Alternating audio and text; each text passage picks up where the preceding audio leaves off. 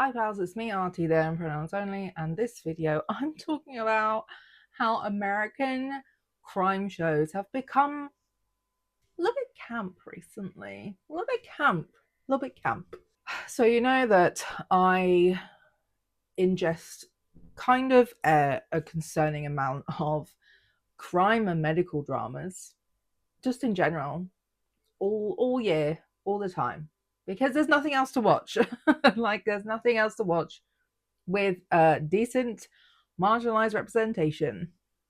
Amazing. And something I've been noticing is in a lot of crime dramas, things are getting a little bit like camp in the way they're written, in the way they are acted, and also in the way that they are stylized aesthetically. And I just kind of thought that was interesting. I don't really have a ton to say besides just noting noting these differences, noting these changes. I saw somebody talking about how like the reason why, you know, superhero films are starting to become really bright and neon colored again.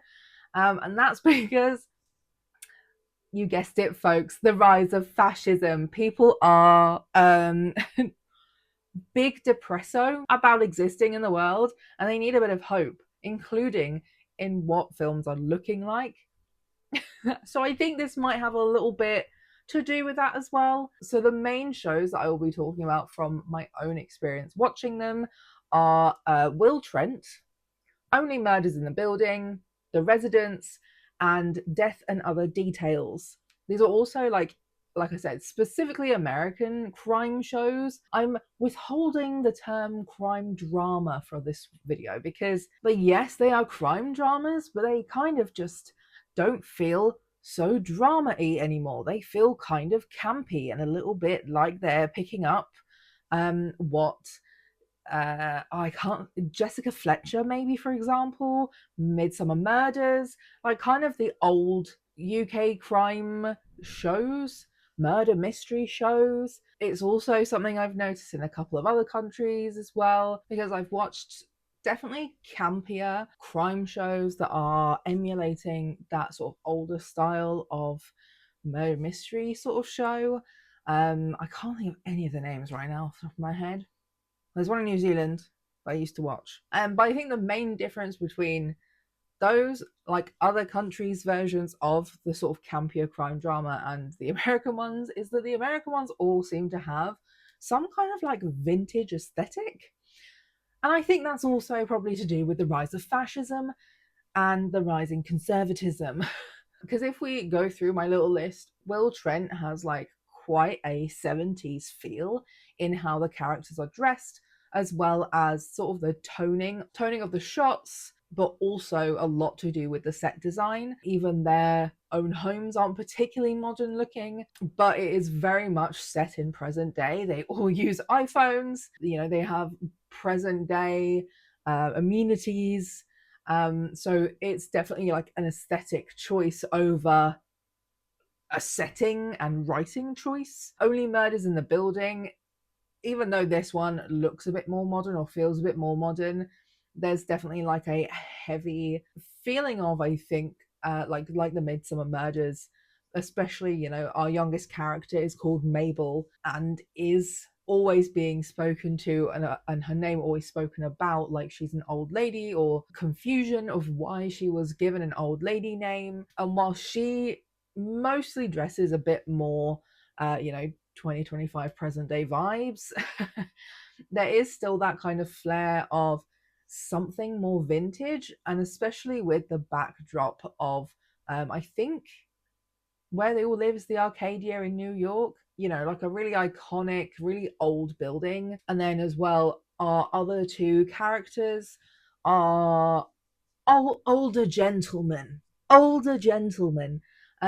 still kind of dress in that older vintage sort of way, particularly with I can't remember their names off the top of my head. They haven't released a season in a little while. I don't know anything, but the one who is sort of the director producer guy, he has a particular camp flair to his dress, because he kind of low key, he's kind of dressing gay. He kind of dresses a bit gay. I really thought this character might have been gay. No, still reserved for Mabel. The Residence also has like kind of a 1940s, 1950s kind of feel, maybe even up to 1960s. Again, can't remember any of the characters' names, but basically this is set in the White House where they've got a gay president who's... Was he conservative? I can't remember. I feel like he might have been. Also, this show featured a bunch of Aussies, which I always love. I always love a featured Aussie, but the main character comes in very fully dressed in sort of, between the 40s to 60s detective suit wear, which is also interesting in its own way because she's a woman. She's also a Black woman. Then when it comes to the other show that I kind of had this feeling about, Death and Other Details, this is one I didn't particularly like watching myself. I found the main character excruciatingly difficult to like or empathize with. But it's set on a cruise ship, which is also something I'm noticing at the moment, is more and more shows based on cruise ships. Dr. Odyssey, anyone? With my main man, Joshua Jackson, aka Pacey Witter. And also that guy from Skins, Generation 3. Like, okay, random. What are you doing here? What are you doing here? But this one, I feel like I am not a historian. I don't know shit about fashion. So I am partially just bullshitting. Okay? I'm just partially bullshitting my way through this. This one felt a bit more 1920s-esque. There was a lot more similarities to sort of like the flapper look, both with a lot of women with very short hair, very thin women, kind of shapeless outfits-esque, but again, with some of them with modern twists, and they were definitely still using phones and stuff. But yeah, like a lot of the characters feature a more vintage 1920s style in that one in particular. And like, this is the thing, I enjoy the aesthetics of it. I think they are inherently more interesting than a lot of the aesthetics we see in present day shows. If you're going to make a realistic show, you're going to go with a bit more of a realistic aesthetic. I also watched a little while ago, which I mean could kind of borders between medical drama and crime drama kind of show. Was it Mrs. Ratched or Ratched? I don't know how to pronounce it. That was really high aesthetics. That was like really boldly aesthetically a certain time period, because it was also definitely set in the time, or like closer to that time period than the ones I was mentioning before, and is a lot more extreme. It kind of has a similar vibe to the aesthetics of the I'm a Cheerleader, where it's quite Technicolor-esque, very bright, very contrasting, whereas these other shows that I'm talking about are a lot more subtle and kind of make you feel like maybe it is, maybe it isn't set in that time period. It might take you a little while to be sure, because you're just so used to people using iPhones and things like that you kind of almost don't see them these days, unless you're like really focusing and paying attention on details like that. And then in particular, Will Trent is a bit harder to notice that in a lot of ways. I think possibly even Death and Other Details too, because Death and Other Details, they are on a cruise ship, so it's not like you really can whip out your phone a lot. I know cruise ships do have Wi-Fi and stuff nowadays, but I can't remember if they cut the Wi-Fi or not. Again, been a little while since I last watched it, and I didn't really like it. So, but Will Trent, the main character, Will Trent, is dyslexic. Also high key autistic. Honestly, he should have been canon autistic, but he is dyslexic, so he's pretty much incapable of reading words, full stop. He really struggles with it. Very Percy Jackson, being like, oh, my brain was wired for reading ancient Greek, not modern English. Like the way it shows up in the film. He uses adaptions for his work. including like he doesn't like using newer technology or change. I think partially it's emotional trauma, partially it is also because he's dyslexic, he struggles to learn these new things. So in the first few seasons, you see him with a really old like flip phone, and often he's not really using it that often. And also, he uses an old tape recorder for taking his notes, which definitely gives like maybe 70s vibe. It kind of actually, whilst I'm talking about it, kind of reminds me a bit of Ashes to Ashes and Life on Mars, which are shows that I really enjoy and are a little bit more trippy than these shows that I'm talking about now. But they basically kind of go back in time to, in Life on Mars it's the 70s, and in Ashes to Ashes it's the 80s. There are some subtle aesthetics hinting towards being in the 70s and 80s, but there's also a lot of moments where there's like I was kind of talking about earlier, sort of high aesthetics where it's a lot more in your face and really quite extreme and almost kind of like weird and off-putting and a little bit confusing of why it's suddenly so extreme in some of these areas and settings. But those are British and they're quite old, and I do love them. But honestly, they are, I don't know what I would say about those shows because they're really just like someone else, really, honestly, just someone else. And again, these shows are diverse. They are very diverse. So again, appealing, we're appealing to the gays. We're appealing to the gays because we love aesthetics. We love the aesthetics. We love the camp. We love the drama. But also, all of them have gay shit in it, but also other diversity stuff too. Will himself, like I said, is dyslexic. He is also a Latino man, and he was an orphan. I was just trying to think. He wasn't adopted, so he was an orphan and grew up in foster care. And somehow, instead of ending up a guy on the streets working, doing the crimes, he's the one making sure people do the time. His on again, off again girlfriend is Angie, who also grew up in foster care for the most part, or at least later on in her teenage years. Somehow she met Will Trent as a child and they grew up like, okay, this might be a plot hole, to be fair. This might be a plot hole. I think they met when they were children in an orphanage, but Angie was still like with her mum as a teenager in some of the flashbacks and stuff. So plot hole. But Angie basically was trafficked by her mother as a child, and her mother was an addict, and then she became an addict herself, and she is constantly dealing with that and battling that. Her partner is the token white guy, like her work partner, not her partner. You know, he is like the stereotype of most cops. Tall, built, white, blonde hair, blue eyes, kind of stupid. Aggressive, angry, impulsive, has to work on that. Bit of a drinker, cheating on his wife a lot, or was. And then she's like had enough of his shit.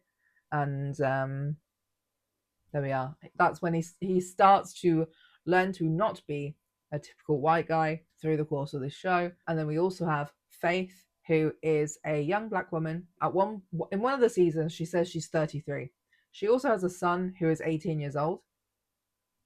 I did the maths. Yes, she was very young. It was an accident, basically. Her and her like teenage boyfriend just accidentally got pregnant, and she kept it. So her mum was also in the police, but her mum was like recently disgraced by Will Trent before this show started, because he was just put on the investigation team to investigate something. This is the thing again. I feel like another plot hole.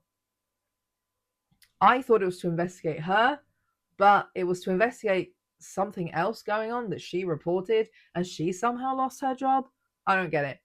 Either way, that so yeah, Faith is cool. She's also diabetic, type 1 diabetic, so more disability rep as well as like addiction and dyslexia. And no, was that it? I think that was it. We also have Amanda, who's kind of like the head honcho, who is a black woman in, I think, her 60s, who who who I don't think is specifically or clearly written as queer, but she seems extremely bisexual. Like, she's flirting with these women in the early seasons, and then she's shagging men. And I want more gay shit from her, honestly. But yeah, again, she also had a parent who, her father was also head of the thing like she is now. So she was kind of brought up with this within the family. She has an incredible voice, by the way. She has an incredible voice. Very like deep and earthy. I don't know, like her voice just her voice hits something in my brain that just really enjoys it. And also in episode 1, Will Trent saves a chihuahua and keeps her. Her name is Betty. She's an old chihuahua.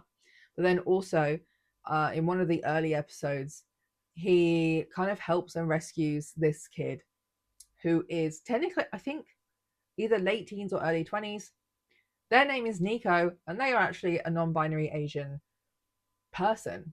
Where they were previously, they were not safe or particularly well treated by their landlord, who was shagging the neighbor because the neighbor wanted hot water. So like that's the only reason why she had anything ever fixed and had any hot water. But I love Nico, and I wish we had more Nico in the show, because sometimes I'm like, hey, we haven't seen Nico for a while. And they are just like a really funny, kind of like chaotic energy, ADHD vibe, non-binary character. I don't know, I just love I love them. I love them. Only Mo's in the building. I feel like I've probably gone over this before. In like, I made a video a while ago talking about Selena Gomez, but her character Mabel is kind of the main port of representation here. She is Latino, and she is queer slash bisexual, whatever like terminology she kind of uses in the show. It's not, I don't think it's particularly stated. Can't really remember. And also her body size has changed through the show. So occasionally she is a bit more mid-sized slash chubby, versus being super stick thin. There is also another character who used to pop up at least like once a season after being like heavily featured in, I think, the first season. Theo, who everyone wants back, and there's a lot of people shipping Theo and Mabel, and I'm here for it. And Theo is deaf, and honestly, I just find, yeah, again, he's a very sweet character, but also kind of funny. And I do enjoy the dynamic he has with Mabel. But yeah, that doesn't really come back slash come up much anymore. And I don't think he was even featured at all in the last season. Sad. I cry. I keep getting this awful crampy sensation in my neck. Right, bitch. What was I going to say? I don't know. I also forgot to talk about the lesbian stunt double that Charles's character has, whose name I can't remember. Whose name I can't remember at all. But if anything, she's one of the few like main reoccurring queer characters. She is not in all of them, but she is the character who was murdered in the last season, I think. So yeah, apologies for not remembering to talk about her in my initial video. Literally Sue Sylvester, but in a suit. And a bigger ladies' man than the guy she stunt doubles for, and often runs off with his girlfriends or ex-girlfriends. That's happened a few times. Again, I love the mess when it comes to the queer characters, honestly. More of it. I mean, like, the main characters are Mabel and the two old white guys, and maybe a couple of members of staff. But in general, the show is reasonably diverse. A lot of the people who own their apartments at the Arcadia are kind of obviously old white people. So there's not a ton of diversity going on here, but there is some. There are obviously as well Jewish characters, black characters. Mabel has some love interests who are men and women. Obviously, a lot of gay men turning up because theatre, darling, New York, New York. But yeah, that's kind of that. There's not a ton in that one, really, particularly when it comes to the main characters. And I mean, as well, you could include, I guess, the reoccurring police officer who is a black woman. Oh, she's gay. She's gay. She's gay as well. Her and her wife have a baby in one of the later seasons. The residents, like I said, the main character is a black woman. I can't remember her character's name, but it is the actress who played Crazy Eyes in Orange is the New Black. I haven't really seen her in anything since that, so it's quite nice to see her playing something different. However, again, super autistic. I mean, honestly, who's autistic out of these ones? Definitely Will Trent, definitely Mabel. Like, she's so deadpan all the time. And then yeah, this main character in The Residence, super autistic. So she is brought in because she's the best detective investigator, like, full stop, around. She's brought in by the local police because somebody killed the head of staff. I think that's who it was. The head of staff was an older black man who was British. I think his to be replacement is a black woman who was also in Will Trent briefly. She was a bomb expert. She died. Sorry, she died. She died. But like, her and Will were gonna go on a date. There were so many characters in this one because this was one of this and Death and Other Details were two in particular where actually I feel like this is kind of like one of the commonalities among all of these shows. But some of them are rougher than others, particularly like Only Murders in the Building. No, it's a death each season, isn't it? Like, Will Trent is mostly like a crime an episode or a crime per 2 episodes. Sometimes there's like double episode story arcs and stuff, but like a lot of them in general, which is seems to be like one of the big features, is that you kind of think it's everybody at some point. Very Clue. Very Cluedo. I think it's kind of like maybe even similar to Knives Out. I've only seen the first film of that, and I think that's again kind of one of those campy and like vintage aesthetic. Is it a show? I thought it was a film. It wasn't a film. It's that one has also been a while since I've watched that. I don't think the first one was as diverse as these shows are. But yeah, like, it's that kind of mode of like you basically think it's everybody at some point because everybody kind of just looks sketchy, even if they are like completely innocent and have an alibi. Because like they basically think the death was this time, and then it actually turns out the death was this time because of this piece of information, and this piece of information from these people make you look at those people, and then something they say makes you look at the other people over there, and then you come back around to those other people, and you're like, actually maybe it's it's a lot of looking at everybody. So I'm trying to remember who was kind of like mainly included. The majority of the staff basically were black or Latino, mainly black, some white people. There are a few like foreign white people, foreign to America sort of vibes. Can't remember where any of them were from though. Obviously, we had all the Australians. We had the main character was also giving off asexual vibes. Honestly, kind of asexual, definitely as well gay. I think she had a girlfriend. I'm not girlfriend or a wife or something. Can't remember though. The president was gay. Him and his boyfriend, husband, sorry, his husband, him and his husband, gay. We had Kylie Minogue. That's diversity, in my opinion. And she was partnered with a man from the FBI who was probably around the same age as her, 40s to 50s age range, and he was a East Asian man. I think they could have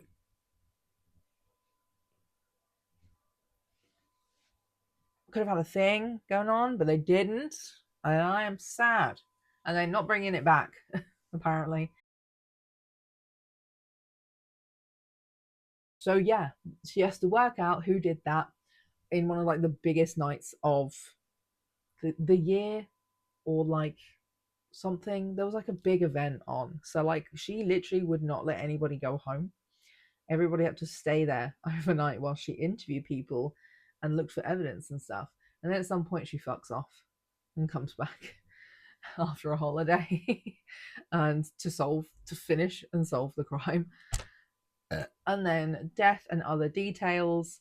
Again, even though I didn't like it that much, I did appreciate the gaze in this one. I am going to be fuzzy on the details, especially on this one, because I haven't really watched it in a while and I didn't really like it that much. But there's the main character who is an orphan. And we're kind of solving two crimes at once here. We're solving the crime of who killed her mother when she was a child, and then who killed whoever on the ship. Can't remember who it was. Somebody died on the ship, and then several more somebodies die. She's just like a skinny white girl. I find her really irritating and aggravating, which is why I really struggled with this show. If there was maybe a different main character, I might have enjoyed it more.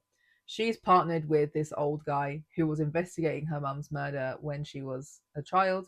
He is on this ship because he is being paid privately by a super rich family who are on the ship, who are there to do a deal with this other supposedly super rich family, who I think is who the main character ended up living with after her mum died.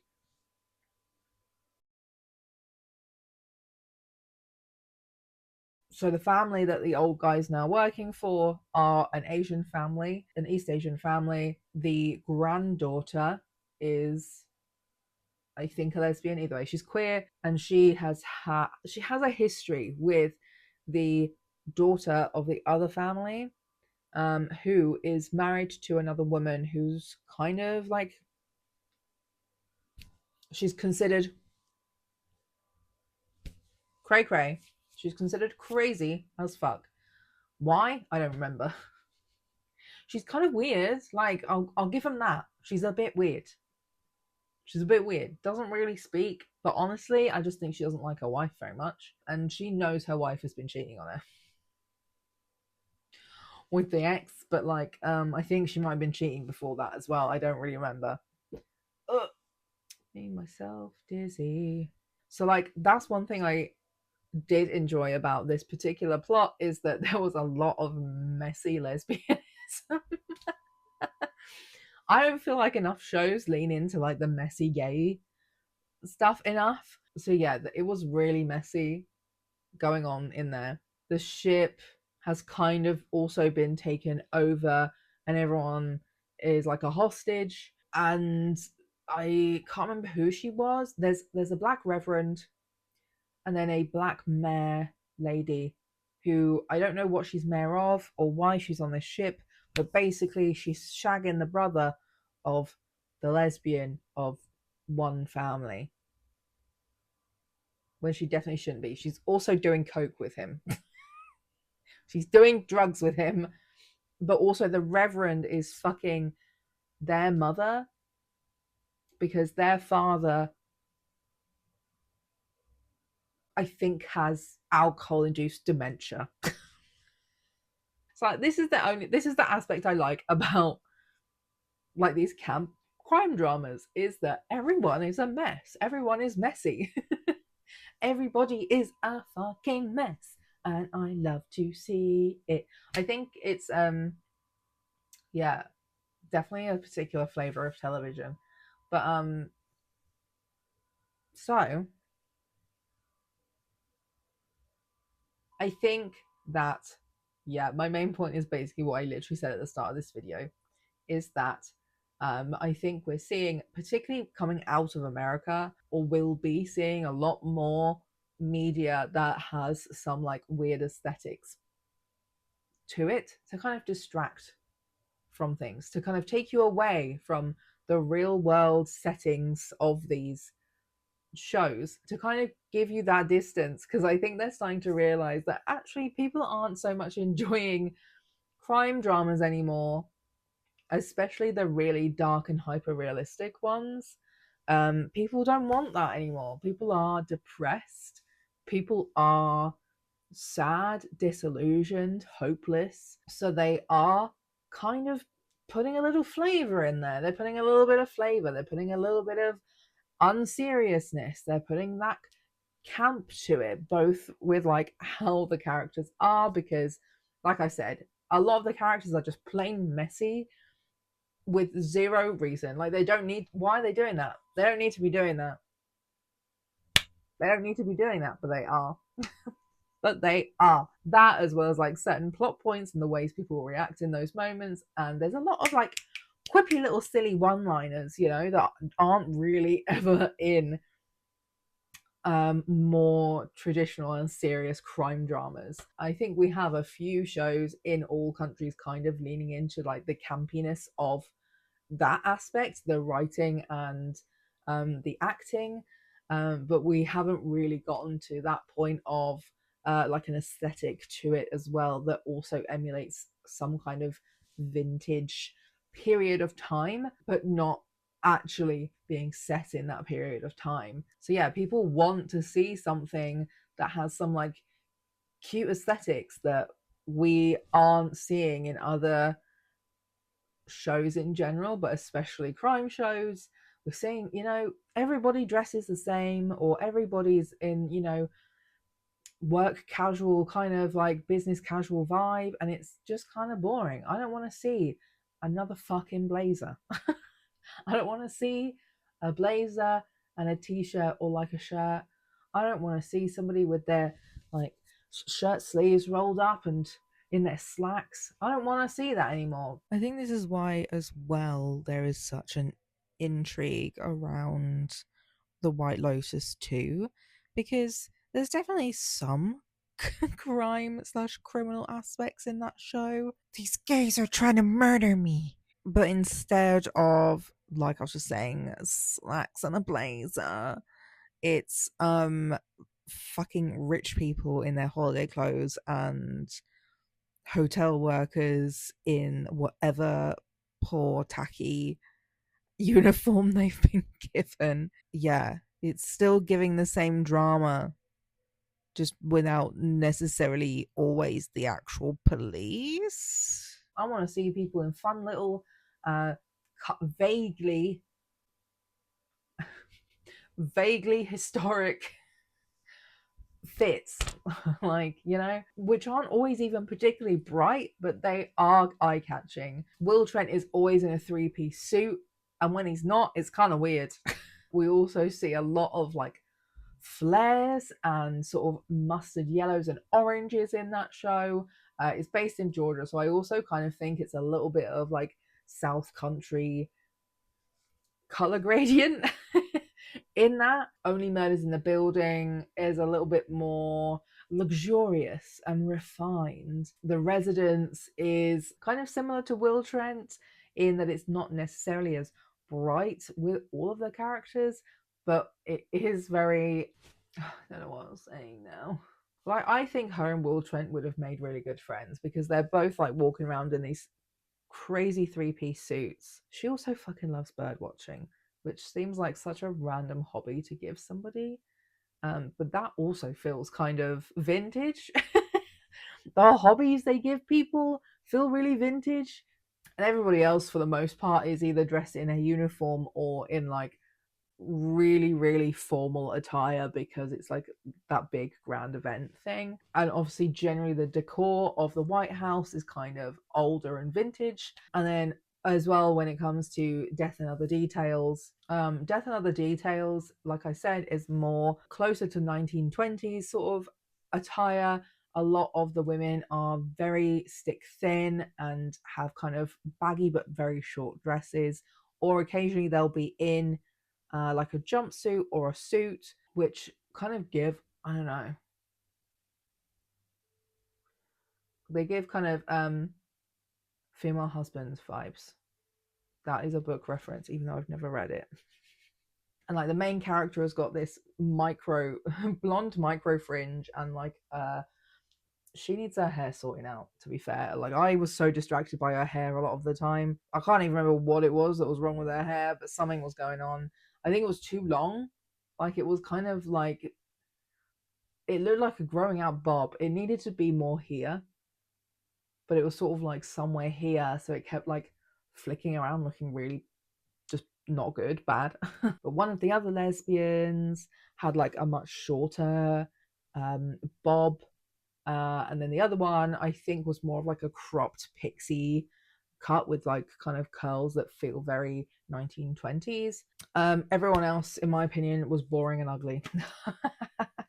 But yeah, there are like other shows that I have been watching as well that are American or have watched in the past that I think that this camp crime show has been slowly developing to this point, because things like Dead to Me and Good Girls, for example, were much more like modern and very much like real people connections to crime, but they were kind of just silly and a fun time and camp, but mainly in attitude rather than in how it all looked. Oh, my knee. And Matlock is a newer one that's been coming out, which has been definitely a lot of elements of these crime dramas, just maybe a little bit less, again, of the aesthetic vibe of something more vintage. Like it has maybe some small elements of it, but it is more of a concretely modern show. And then another newer one, which I feel like I think it was made by the same people as Dead to Me, is No Good Deed, which featured Lisa Kudrow, which again, same kind of vibe, kind of like a dark black humor to both of those shows, because it was about somebody they had lost themselves initially, whereas Matlock was a bit more of like a revenge, finding out who actually did it, trying to uncover the real reason why what happened, so they can report who did it. That was a fucking long show as well. That went on for quite a few episodes, for one really long, not even full narrative. They didn't even like actually give us an ending. It is now just going to be for season 2, which is brave. If you see my video about Chaos, that's what Chaos did, is that they just left it as a cliffhanger and they got fucking cancelled. But I guess Matlock isn't just being aired on Netflix, and maybe they're safe. And yeah, whereas Good Girls was 3 normal women committing crimes because they just simply cannot exist under capitalism, which is my favorite brand of TV, honestly. I definitely recommend people watch that one. I think it's really funny. They're all very well-known actresses and they are all very funny, and very brilliant. But yeah, it's like there has been other shows also kind of getting campy with it, getting camp, but haven't necessarily gone to the push of the yeah, vintage era aesthetics, which I think we will again see more and more of, especially as other genres are also leaning into this, because I think the reboot of um what the fuck are they called? Fantastic Five. I watched the original film. I didn't know they rebooted that a few years ago. Um, but the new one with Pedro Pascal, Pedro Pascal, again, not only looks very bright, it actually also has a vintage feel. From the trailers I've seen, it kind of is giving like a vintage 90s, 80s even. When I mentioned I think 80s here, I think I meant around the 60s more so, because it was the way that the 60s used to imagine the future and base a lot of their style, home decor, and stuff off of that idea. You know, like in Fallout, both the games and um, the show that came out. Like reporting, it looks and feels like it happened decades ago. And then, yeah, like I said, it has this brighter color grading to it that other films don't necessarily have yet. I think as well, people were saying that this new Superman also has this brighter color grading. I've not seen it, so I'm not going to comment. Also, not entirely relevant to the fact, because I'm talking about crime shows, but just an interesting shift in our television Apparently, the reason why we've not been able to see anything on screen for the last decade and a half is because we've been too happy and into a progressive space that we could uh, engage in darker, traumatic media. Now we're just being traumatized constantly by our existences. So we're just waiting for something a little bit more funny and silly and cheery to give us a little bit of hope for humanity and making us believe in police again, I guess. I personally, I personally feel like they are like I want to see Baz Luhrmann's Romeo and Juliet as a camp crime drama. Can you imagine? Can you imagine that? I think it would be sick. I think that would be something that people would eat up right now because I feel like this aesthetic hasn't really returned yet. We are having much older aesthetics. The return that we have had was from chaos, I suppose, because I did talk about that in that video. And that literally was one of the main aesthetic inspirations for the creators of chaos was Baz Luhrmann's Romeo and Juliet. But yeah, we're mostly from like the 80s backwards. We're getting those aesthetics, definitely older ones. And like I don't do I think they're doing it to get us used to the fact that we should be dressing more conservatively? I don't think so. Because I think a lot of their choices of clothing were rebellious choices of clothing historically. Because I mean, the 1920s flapper was a rebellious choice to wear clothing that wasn't fitted to your body, to wear very short dresses, to have very short hair.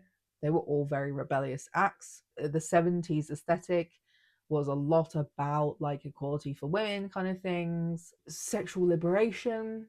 And I think as well, specifically the fact that Will Trent is dressed in a three-piece suit as, you know, a Latino orphan who is basically unable to read, who literally cannot read, um, is the best dressed in the room or the most smartly dressed in the room, feels quite rebellious to me. That is, he takes pride in himself. And the residents as well, a mid-sized chubby black woman wearing a full suit, feels rebellious to me. That is not traditionally okay, not traditionally seen or accepted. And then honestly honestly,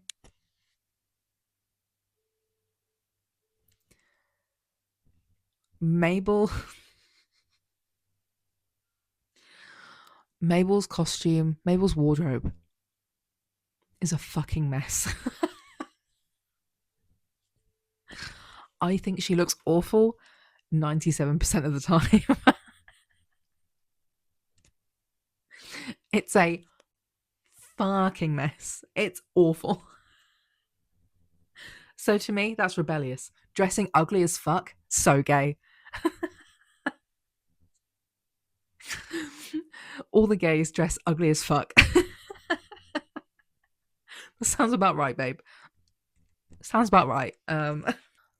Also, I think this is something that's been spreading through a lot of American media of different kinds because I feel like this is also coming up in pop music in particular.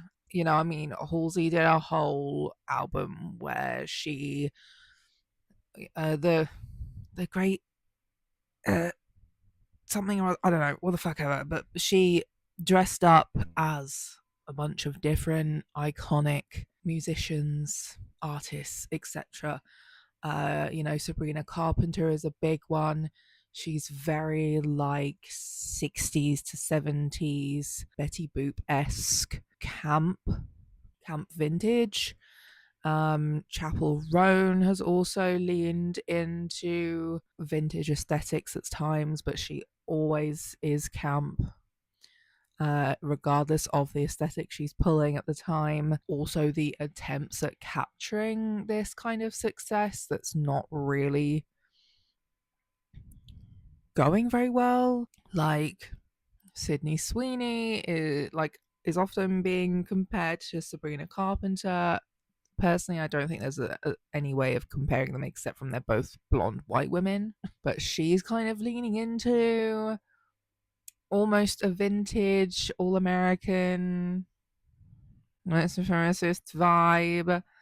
Jojo Siwa's attempts with, I don't even remember whose song that was that she covered, but is it Betty Davis? Come on, girl. I've not listened to this the way through. This is no gold. Ready state is energized. You said it's millions of gold. She's a get ready to fly. She knows where to go to. The devil had you fresh twice. It's not yours, New York snow. She'll get you ready inside. It's a release you. They will read you. I was at that time to praise you. Just at work assists. And she knows that's what it takes to break you from us. It's hard. It's hard to get your side. It's hard. And the day's eyes. You're welcome. You're welcome. How do you size?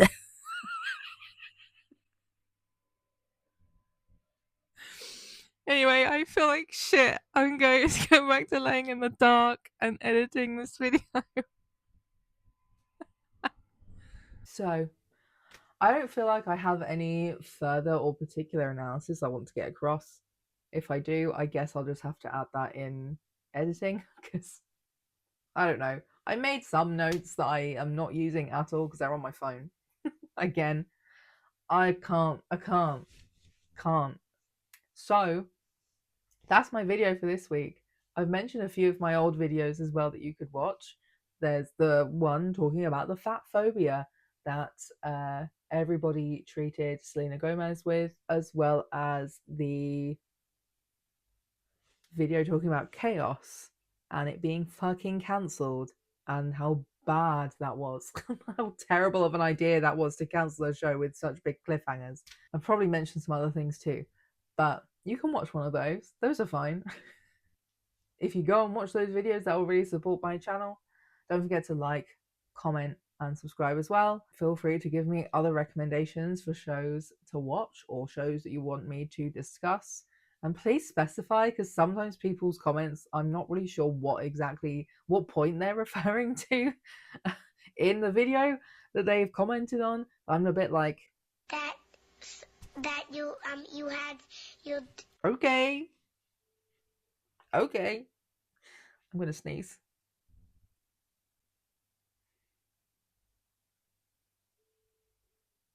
No, I'm not.